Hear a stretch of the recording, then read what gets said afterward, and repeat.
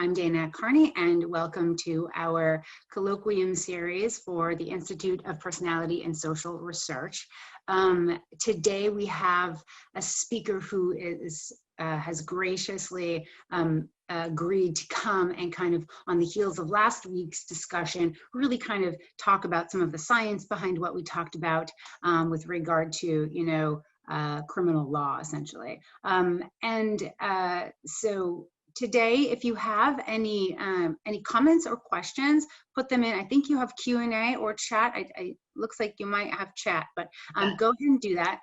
Sean, our guest today, would like to moderate his own conversation because he has some fun things in store for our audience. So, but with that, let me please introduce our guest. So Sean Darling-Hammond is a doctoral student at the Goldman School of Public Policy, and he combines his backgrounds in, he's very interdisciplinary, so psychology, sociology, which is what his undergraduate degree was in, law, policy, and statistics, to identify education policies that can help students of all backgrounds thrive, and to help people of all backgrounds connect across social divides.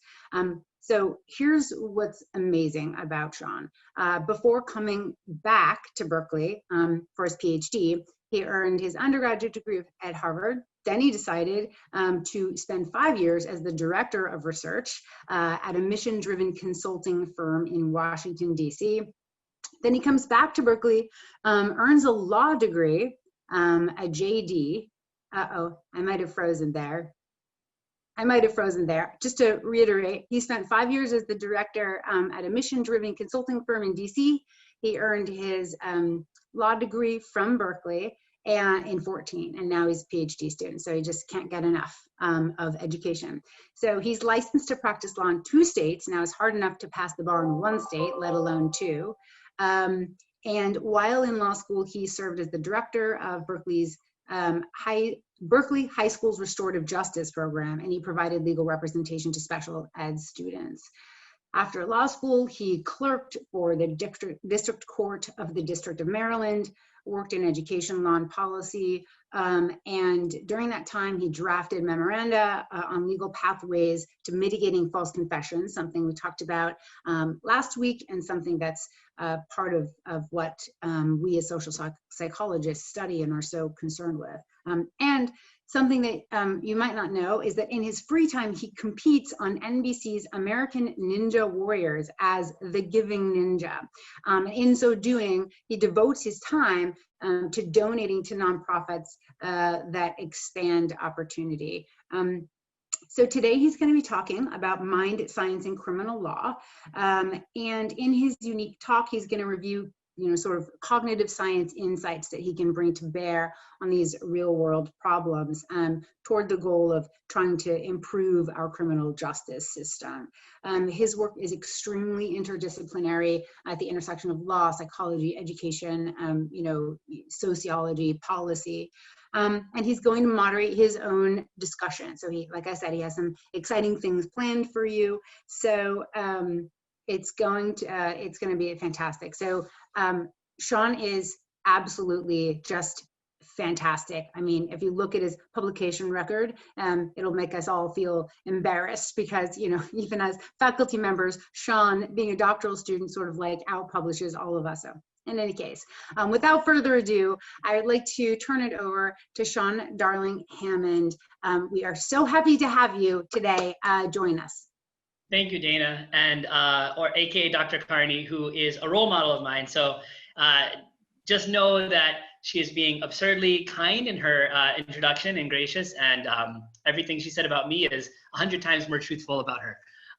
But moving into the presentation, already mentioned I am a nerd and a ninja. Just to ground you, if you've seen this face before and been like, wait, that guy looks familiar, you may have seen me on Ninja Warrior, but today we'll be talking about the nerdy side of what I do, which is all the sort of social science and law parts of my my career and interests.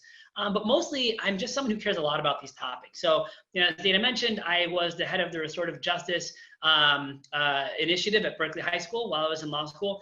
And as the head of the Restorative Justice Initiative, I saw that there's another way to approach students who've broken school rules. That isn't exclusively punitive and actually provides opportunities for people to rekindle relationships, deepen social bonds, and come back into community. And that work really sort of sparked a fuse for me in wanting to find better ways to approach criminal law. But all that work became doubly important when I had my son, Kofi, back in April of last year. It just becomes so much more important to you as an individual to ensure the world is a fair place when you think about how your child might be treated unfairly. So that's who I am. I'm sort of a nerd and a ninja and just somebody who cares a lot about this stuff. So what are my goals for today? It's a bit ambitious, and that's why you can see I'm already speaking at supersonic speeds. But my goals are, one, to review selected aspects of the criminal justice system. There are a lot of things that people may not know about how the criminal justice system functions or where there's dysfunction. So I want to ground us in that. So we're thinking about what we can improve. Then I want to review selected mind science insights that we can bring to bear to improve criminal justice systems. And once we've sort of got that grounding in law and psychology, then I want to share with you guys some of the possible research opportunities that I've come up with that I haven't had a chance to run yet, that I would love to just give you guys a sense of. And if you want to run those projects, please do. It's just important that this work gets done. And finally, the interactive component of this is I really want to have an opportunity to let the attendees think about how we can all improve legal systems by utilizing psychological insights. So there will be a component at the end where I will guide you guys through a process of thinking about interventions we could field now to try to improve criminal justice systems. All right, so let's start with reviewing selected aspects of the criminal justice system. So you might be asking, why focus on criminal courts generally? And there are a number of reasons, but one of the biggest is what we know about mind science is that it's a lot easier to be intentional and deliberate about our conduct when we're able to slow down.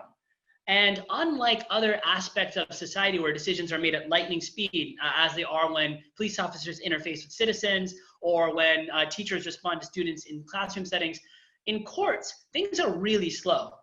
When I was clerking, we had some trials where the trial date was set months in the future, and there was a lot of stuff that was happening in those many months, and where the actual trial itself took over a week, right? So there's a lot of time to be deliberate in court systems, which is not the case in many other aspects of our society. But what's more, criminal courts issue some of the most intense decisions, literal life and death decisions in our society. It's not the case that teachers will decide whether a student is going to be on death row, but that's what happens in criminal courts. So it's very important that we get things right in that context. And criminal courts are far from infallible. So if you look at people who have been exonerated, people who have been charged and convicted of crimes, but then later discovered to be innocent, you can see that among hundreds of cases, many of them are exonerated via DNA evidence, which is to say they're exonerated via the kind of evidence that shows that it's extremely unlikely that they were those who committed the crime since they weren't even there when the crime was committed. Among 311 people exonerated by the Innocence Project, 25% gave what's called a false confession or pled guilty when they were factually innocent. And that's pretty sobering, but it's important to realize people are out there pleading guilty, serving jail time for crimes that they did not commit as a result of systemic failures in our criminal justice system. And in a survey of 631 police officers, officers believe that about 5% of suspects are factually innocent, or sorry, 5% of innocent suspects will falsely confess. So if you have 20 innocent people and you interrogate them all, according to cops, one of them will say that they're guilty, right? So 1 in 20 of those innocent individuals will say that they're guilty. They'll falsely confess to the police officers, right? So there's definite room for improvement here. To give a little bit more grounding in false confession specifically, so in one study of false confessors, 63% were 25 years or younger. So false confessors tend to be young and therefore, just due to temporal factors, more susceptible and vulnerable. 22% were mentally disabled, again, sort of speaking to the vulnerability of those who falsely confess. 84% were interrogated for 6 hours or more, and 50% were interrogated for 12 hours or more, giving a sense of the intensity of these confession situations. And then in another study, 69% of 12 to 15-year-olds who 69% of 12 to 15-year-olds falsely confessed, as compared to 15% of those exonerees. So again, sort of speaking to age as a function, age as one of the things that really drives the vulnerability of exonerees. And psychological studies have found that young people are more likely to confess to things they didn't do. So if you have a computer that's running an experiment and you crash the computer on purpose and then try to see if you can get the experimentee to admit that they crashed it when they didn't, young people are a lot more likely to say, yeah, I did it, I'm so sorry I crashed that computer, than older people. So there's a susceptibility that's built into the psychology of youth. And acceptance of guilt is not coincidental. So I already mentioned that there are these 6+ hour, 12+ hour interrogations that occur. Michael Crow's interrogation is one that really sort of speaks to how this can have huge and deleterious impacts on the human mind. So the 14-year-old who was charged with the murder of his sister, and by the end of an intense, really sort of psychologically debilitating interrogation, he was convinced that he had split personality disorder, and that even though he couldn't remember murdering his sister, that he must have had two personalities, and bad Michael was the one that killed his sister, even though he was good Michael right now and couldn't remember it, right? So just giving you a sense of how intense these interrogations can be and what impact they can have on the mind, and how false confessions can come about even when somebody is factually innocent. Charges were eventually dropped after the actual killer was found, and the situation was so egregious that they made a movie about it called Interrogation, which you can see a screenshot of on the right. So false confessions are often for more serious crimes, and that's partially because when the crime is more serious, the possible jail time is higher. There's also maybe the possibility of the death penalty, and that gives prosecutors more leeway to use plea bargains as a tool to persuade people to confess to crimes. So 81% of false confessions are in murder, or cases in which there's a murder charge. 27% involve a rape charge, and 18% involve a robbery charge. And mind you, these are for false confessions. These are people who factually are innocent and are saying they did things they did not do. They're saying they did not do very intense things. They're saying they did do very intense things that they did not do. And that sort of helps us understand the psychological mechanism underlying these confessions. It's the fear of the jail time associated with those kinds of crimes. So in addition, there are interrogation techniques, for example, the Reed technique, if you don't know about it, it's worth Googling, that are designed to put people in such an intense state of psychological and physiological arousal and distress that they'll do things that they would never do normally, right?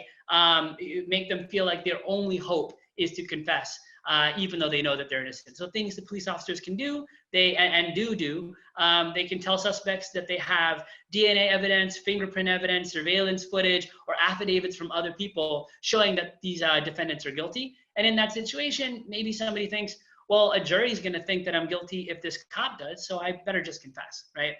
And they also sometimes will feed suspects little bits of information about the case so that when the defendant does make this confession, the confession is more believable to a jury, right? It involves these details that they shouldn't know unless they really were at the scene of the crime and were the person who committed the crime.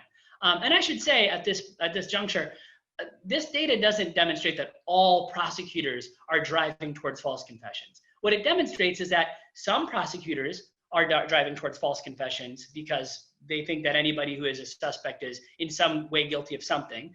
But even those who are not are working within a system that does not have guardrails up to avoid false confessions. So that's really what we're trying to do here, think about what are the guardrails that we can put in place.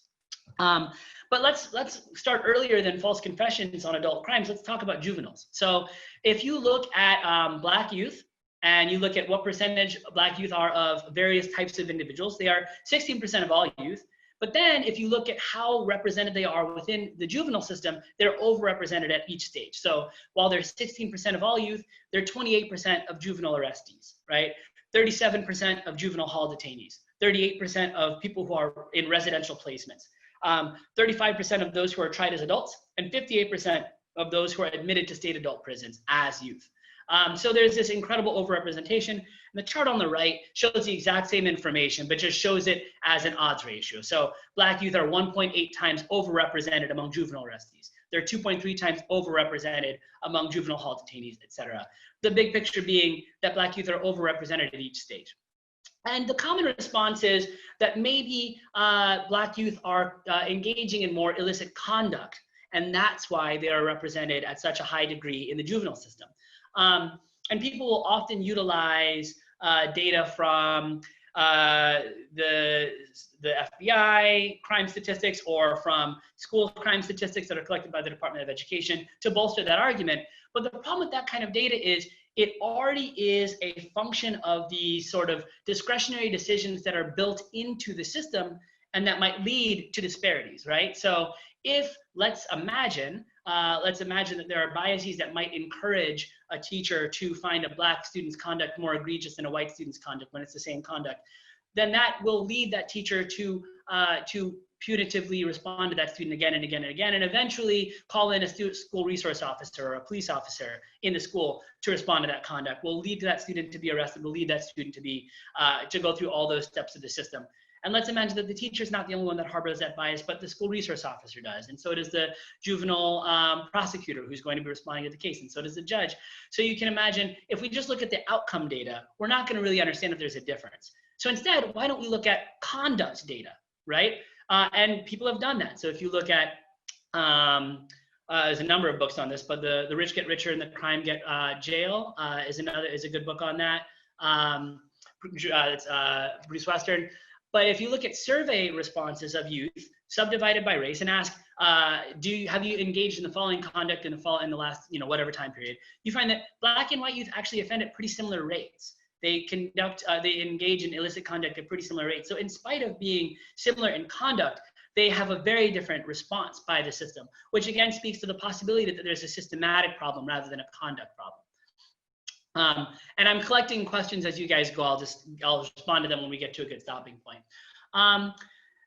And I want to just suggest to you that one thing we should be thinking about is how these responses are a product of a web of discretionary decisions, right? So in juvenile systems, I already mentioned, even before you get to the stage of arrest, there is a teacher perhaps making a decision to refer the conduct to a school resource officer or a school resource officer responding on the scene or what have you. But then you get to the stage of arrest. A police officer is making a discretionary decision to arrest this individual for the conduct that they perceive. A prosecutor is making a decision to or not to file charges. A public defendant is making a discretionary decision about how much of their energy and effort to invest in that particular case. How likely are they to be able to go home instead of going to juvenile hall? A judge is going to make a decision, which will be partially discretionary. And then detention centers will make decisions. And then social workers and probation managers will make decisions. And then teachers will make decisions around reentry to the school. All of these decisions are discretionary, and they will be a product of cognitive processes that may not be totally within our conscious awareness. All right, so this is a good place for me to do my first pause. We've now sort of gotten some grounding in the criminal justice system and ways that it can be improved. And to that end, I will look at the chat and see if we have any big questions. So Arthur asks how much of the effect on Black youth is due directly to prejudice and how much is due indirectly through economic differences and associated things. So people have looked at whether the disparities in schools and juvenile systems are explained away when you account for economic factors, and they're not. So there does seem to be a race-specific component. There's also a way to understand this mechanistically. So Yale researchers did a study where they tracked the eyeballs of pre-K teachers when they were asked to look for the students who were breaking rules or doing something bad. And these teachers focused really laser focused on the Black students in this video. The reality was no students were doing anything wrong. And what they were really trying to figure out was, when tasked with trying to find bad behavior, where do preschool teachers focus their attention? The answer is on Black students. So both mechanistically and observationally, we can identify that race seems to be driving a lot of these results. And then Tyrone asks, is there any concern that the self-report skewed by disproportionate distrust fear? Yeah, great question. And the answer is no, because they did a really good job in this particular survey. Not true of all surveys, but in this one, of making sure youth knew that this was anonymous and confidential, and of developing rapport with those youth. So, you could imagine if there wasn't that rapport, then Black youth may be unwilling to admit to wrongdoing because they're more afraid of a police response, whereas white youth might be more willing to admit to wrongdoing because they feel more safe. But in this case, I think that the rapport was developed pretty nicely. So I'm going to keep moving to the next portion, but great questions. So let's talk about the psychology of bias. So subconscious processes actually dominate our cognition and drive a lot of our discretionary decision making. If you haven't read Daniel Kahneman, Thinking Fast and Slow, I cannot recommend it highly enough. And we'll be talking about some basic insights from that book in a second. Another thing we should note in this context is that as social animals, as a species where a lot of our cognition is driven by our need to understand individuals as representatives of social groups, one aspect of our subconscious cognition is that we try really hard to extract information about an individual from the groups to which they belong. And that's not always a bad thing, right? Like when I see a baby on the street, I know that peekaboo is on the table, and it's appropriate, and that baby will probably enjoy that game. If I see somebody my age, I'm not going to do this because that would not be appropriate for a member of that social group, right? So there are situations with our social typification can be useful. It just sometimes leads us astray. And the last thing we should know in terms of the psychology of bias is that our court systems are not really designed to respond to or provide guardrails against the proclivities of the human mind.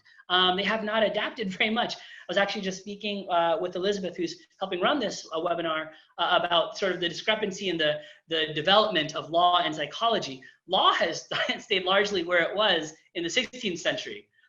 Psychology is evolving in leaps and bounds every decade, and had an insane flourishing in the 1950s that has just been doubled on and doubled on and doubled on. So there's this sort of out of stepness of law and psychology that's grown over time. So we can think about how we can try to bring our legal systems a little bit closer to our understanding of psychology. So let's talk about Daniel Kahneman's Thinking Fast and Slow, the first book I mentioned. So we actually have two cognitive systems in our mind. The first is our rapid subconscious system. We can call that system one. And the second is our kind of plotting, rational system. It's the one that makes logical decisions. It's the one you as students and as faculty are using all the time as you're thinking about really complex things. So system one is automatic, it's effortless, it's largely unconscious, and it's associatively coherent. It doesn't care if things don't logically line up, as long as they sort of like associate with one another and feel good together, they feel like they belong, it'll just put them together. System two is controlled, it's effortful, it's usually conscious, and it's logically congruent and rule governed. So, but most importantly, it's very slow. And if you imagine the two types in a movie, I love this metaphor by Daniel Kahneman. If you imagine the two types in a movie, type one would be the protagonist, type two would think they were the protagonist, but would really be a side character. So type one is making most of the decisions. Type two thinks that it is and doesn't realize that type one is the real protagonist.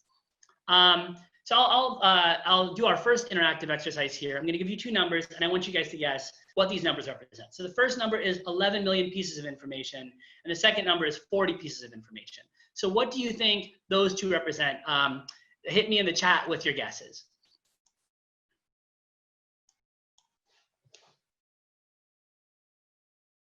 And there's no wrong answers. This is just like a fun exercise. So Everett says long-term versus working memory. 40 million is fast, 40 is slow is Cammy's guess. Rudy is saying big data versus small experiments. These are all good guesses. Conscious versus unconscious processing. So Tiffany, you nailed it. Our conscious system, our system one, is able to process 11 million bits of information per second. Our fully conscious system, our system two, is able to process 40 bits of information per second. So when I say that system one is really able to drive the show, I mean system one has an insane advantage on processing ability. And our brains are wired to try to have system one handle as much as possible just because it has such superior processing power. So let's get a little example of system one at work. We're gonna do our first poll exercise, our first and only. If I had more time, we'd do more. But I'm gonna ask you a question and then I want you to very quickly answer as soon as the poll pops up. And Elizabeth, if you can be ready to launch the poll when I say go, then we will have a fun little social experiment. So here's my question to you. I want you to imagine Linda. She's a young, single, outspoken, and very bright student, and she's always been deeply concerned with discrimination and social justice. And I want you to tell me, is it more probable that she is A, a bank teller, or B, a feminist bank teller? All right, launch the poll, please, Elizabeth. And answer as fast as you can, lightning fast.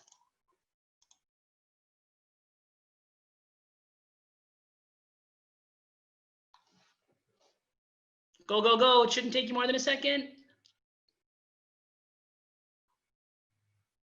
And we'll close the poll in 10 more seconds. 8, 7, 6, 5, 4, 3, 2, 1, and end. All right, so this is pretty consistent with what I tend to find. 40% of people say feminist bank teller, and 60% of people ish say bank teller. When I do this, it's somewhere between 40, 60, 50, 50, 60, 40. It's in that range. So I'm going to show you that the answer is unequivocally bank teller. And here's why. All feminist bank tellers are bank tellers. All green shirt wearing bank tellers are bank tellers. Any subcategory of bank tellers are bank tellers. So when I ask you, is it more probable that someone is a bank teller or some subcategory, the answer will always be bank teller, right? And yet 40% of the brilliant people in this room said feminist bank teller. What happened? What happened is what's called the question substitution effect. Essentially, our brains will substitute a complex question, a probability theory question, with a simple question, a system one question, a social question, whenever it can. And that's entirely to conserve processing power. So the probability question is, are all feminist bank tellers, right? Is any subset consumed within a whole? And the answer is yes, right? The social logic question is a woman who is young, single, and outspoken more likely to be a feminist? And the social answer to that, we would probably say, is also yes. So depending on which question we'll answer the overall question differently. And the reason this is important is that system one can handle these social questions really fast. System two is the one we'd have to recruit to answer the actual question. So sometimes system one will jump in and will experience this question substitution effect, answering a question that wasn't even on the table, right?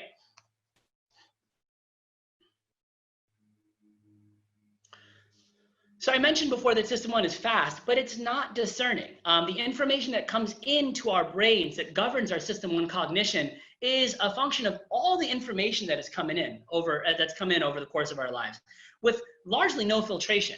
And that means that there are a lot of things that are sort of within our system one cognition that we did not probably consciously want to be there. For example, there are media depictions of social groups that might be out of step with our conscious beliefs. So for example, Dixon and Linz found in a 2000 study, and there are many that have sort of found the same thing, that there's an overrepresentation of African-American and Latinx folks as lawbreakers in TV news. There are also studies that demonstrate the same thing in terms of other stereotypes and other social groups. So our media depictions tend to give system one some not ideal depictions of social groups. And then we also are overhearing conversations, we're learning things from others, and many people actually harbor explicit beliefs about the superiority of one race over another. So when you look at the general social survey and you ask people, how smart do you feel like white people are on a scale of 1 to 9, or 1 to 7 in this case, how smart do you feel black people are on a scale of 1 to 7? And you do the same thing for white versus Hispanic. You find that about 1 in 4 white people actually believe that blacks are less intelligent than whites. And about 1 in 4 white people believe that Hispanic people are less intelligent than white people.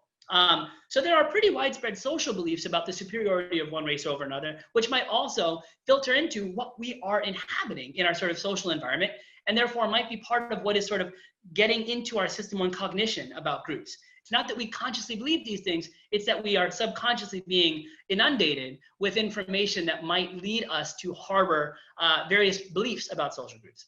So what is the byproduct of this? The byproduct is what's known as subconscious bias or implicit bias.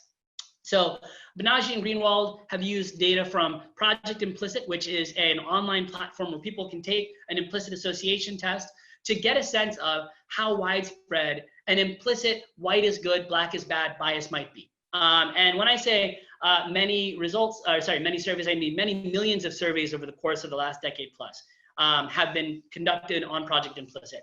And what they find is that not only is implicit bias widespread, but the average white person in every state has an appreciable degree of implicit bias. And appreciable here is above a score of 0.25. If you have a score of 0.25 or above, you have kind of unambiguous pro-white, anti-black implicit bias. So the chart on the right is one that floats around a lot, and you can see sort of by the coloring of it that whoever put this out there initially wanted to tell a coastal story, a sort of like, look, the coast is so progressive and the South is so regressive, but that's not the real story here. If you look at the range of this heat chart, you can see the most progressive state, the state that has the best score on bias, is a 0.341.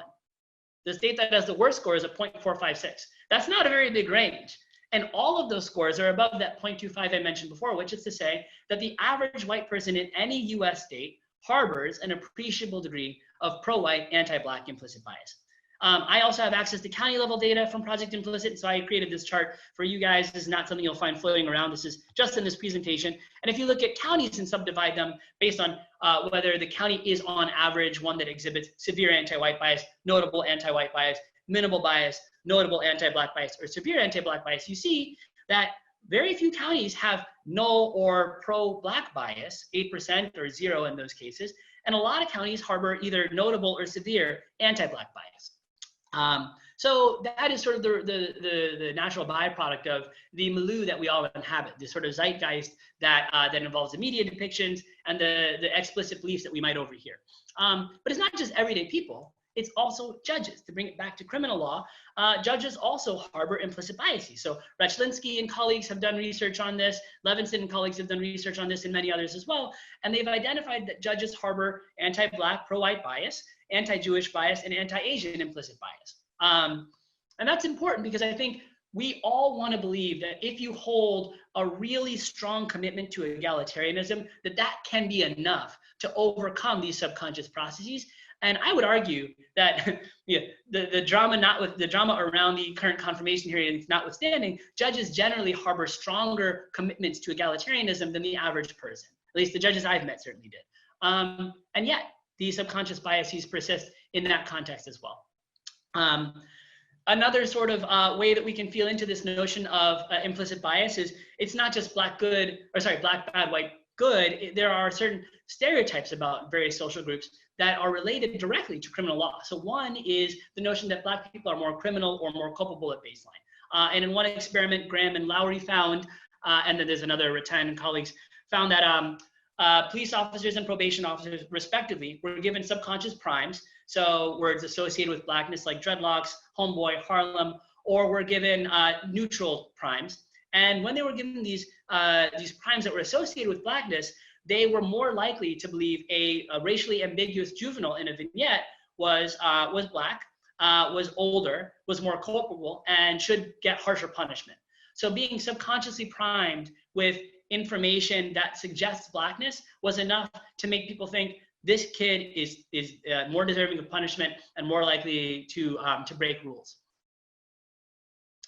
There's also a way to feel into this when we look at adult courts. So Peasy and colleagues out of the University of Colorado did a really innovative study many years ago where they looked at the photographs of all Florida criminal defendants at the time of the study.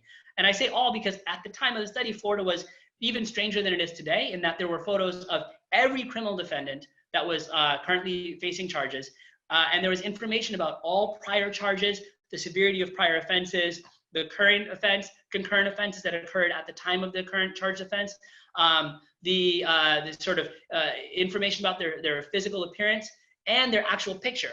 And so these researchers were able to figure out whether the sort of extent to which somebody looked Afrocentric, which is had fuller lips, had darker skin, would predict their sentence length at the back end, right? So ideally, if there's no implicit bias, there should be no relationship between Afrocentricity, which is a kind of weird construct that people aren't like coding themselves as they look at people, and sentence length. But what they found was Afrocentricity was extremely predictive of sentence length, even after controlling for all the things that should predict sentence length, like offense severity, concurrent offense severity, number of concurrent offenses, number of prior offenses, severity of prior offenses, and even also controlling for the race of the defendant and facial attractiveness, or the halo effect, which is the more attractive we think someone is, the less likely we are to think that they could be a criminal, right? So even controlling for all of those things, they still find this strong relationship between Afrocentricity and sentence length. And when I say they find a relationship, I don't mean like one of those tiny, hey, we've got a p-value, so we'll report it. I mean like the actual effect was pretty prominent.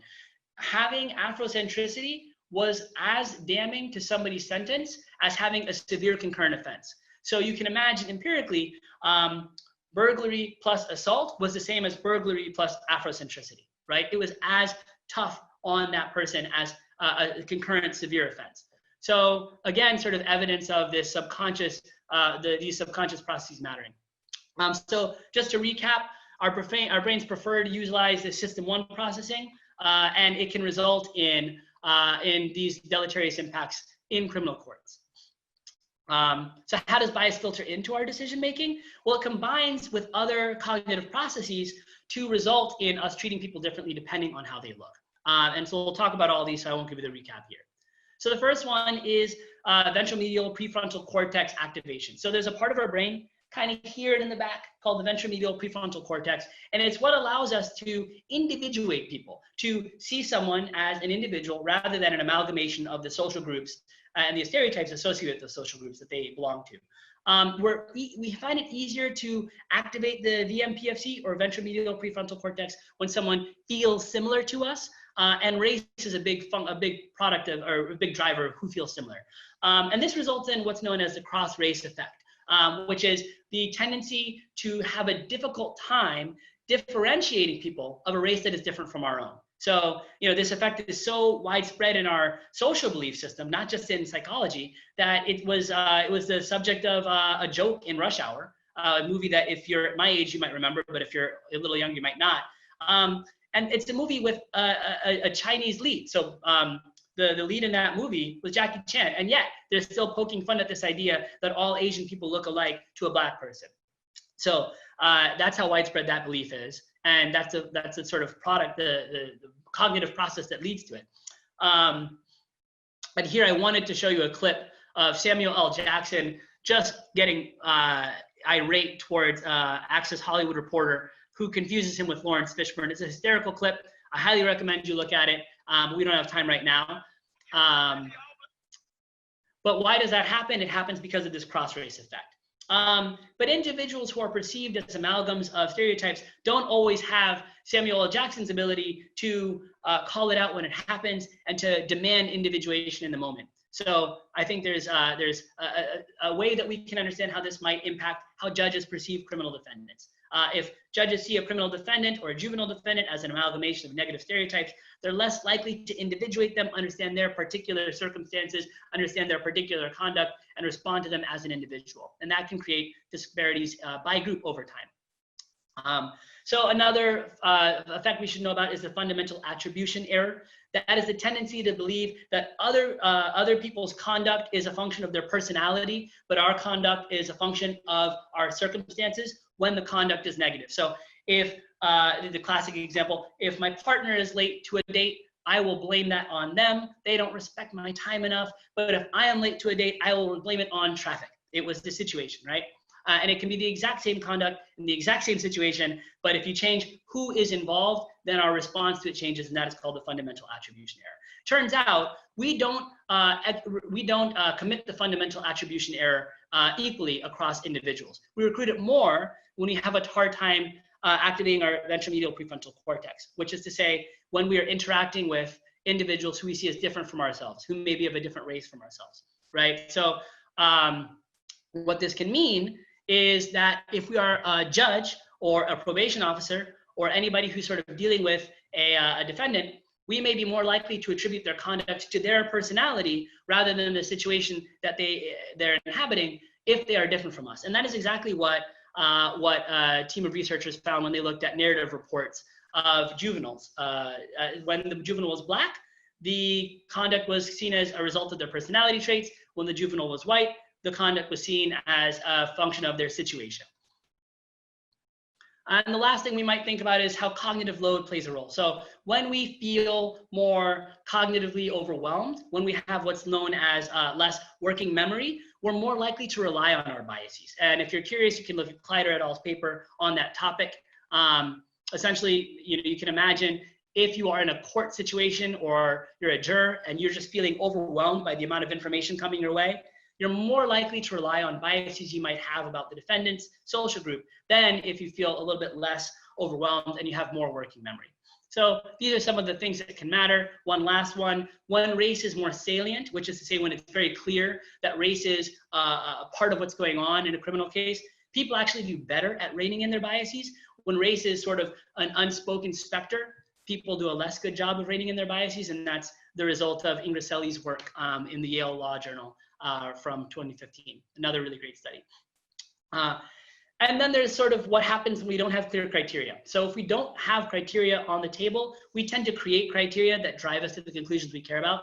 So in one study, when people were asked to imagine a woman who was book smart and a man who was street smart, and then asked to say which would be the better cop, they said, well, I think cops need to be street smart, so let's make that man the cop. When you switched it and said, okay, now the woman is street smart and the man is book smart, they said, well, we need more book smart cops, so I think the man should be the cop. No matter what, people change their understanding of the criteria that should be driving the outcome when you change the genders of the individuals who had various attributes. So if you don't have clear criteria, you invent them yourselves to get to the outcome that system one has already created for you.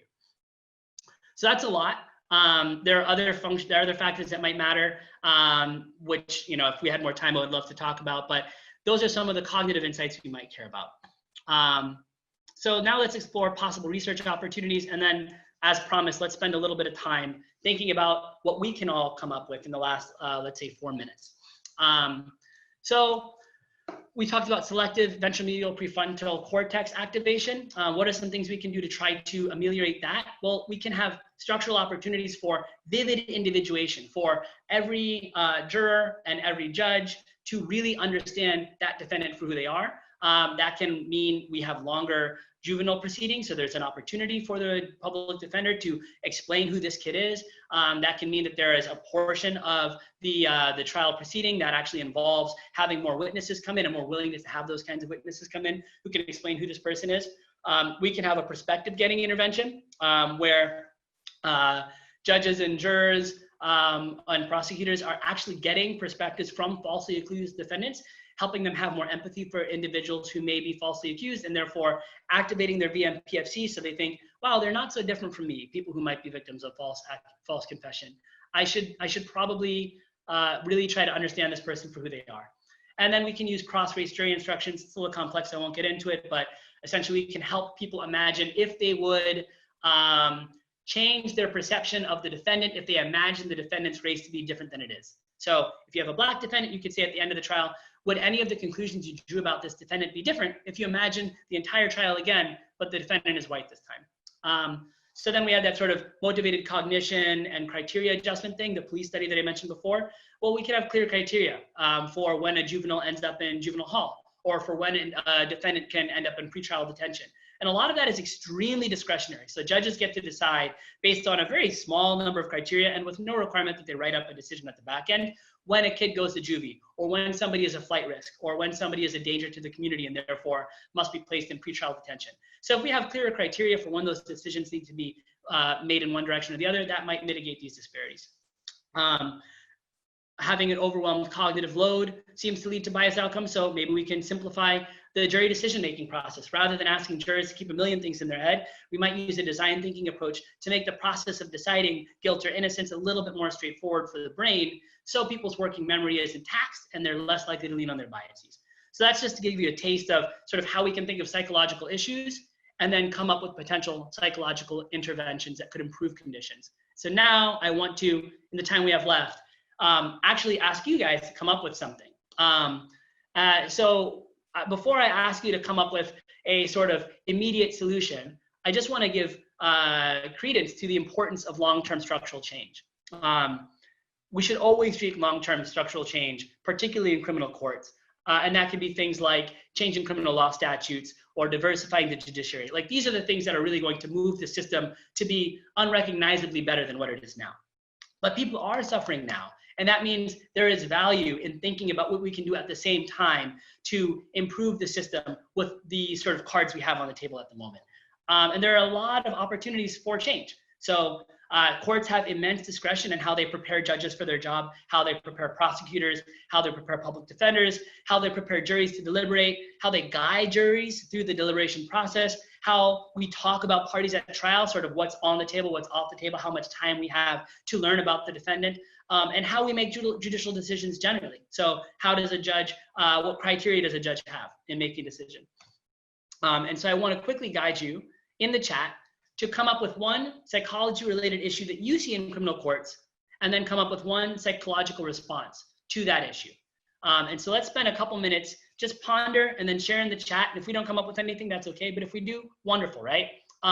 What's one psychology-related issue you can imagine, and one psychological response that you think might improve conditions in courts? So an example would be, One psychology-related issue I see is that jurors are cognitively overwhelmed. And by the time they deliberate, they have so much cognitive exhaustion that they might heavily rely on their biases. A psychological response that we might try is a court could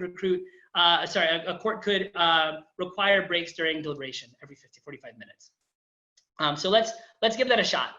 Take a second to share in the chat your idea for a psychology-related issue and a response that you think might be helpful.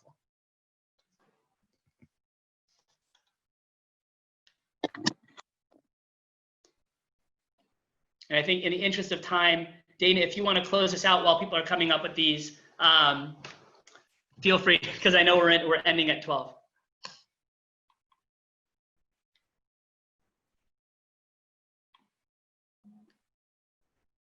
Great. So you have got people chiming in on interesting things. Good. So looks like our Art, Aaron, and Rudy are all chiming in. So you guys, please continue chiming in. Sean, we want to thank you for joining us today. It's so unfortunate that we can't have more of you. I wish we could have you for another half hour, but you're so in demand and on the run. We know you have to go at 1, but we're super grateful that you made time for us. It was such a wonderful kind of, scientific other side of what we experienced last week. And so we're really grateful that you joined us. And to the audience that joined our live YouTube or our live Zoom today, we want to thank you for participating and contributing to the conversation. We also want to thank the folks that joined us on YouTube. And yes, Gold, and so many people are saying thank you. And to the audience, thank you so much for joining us.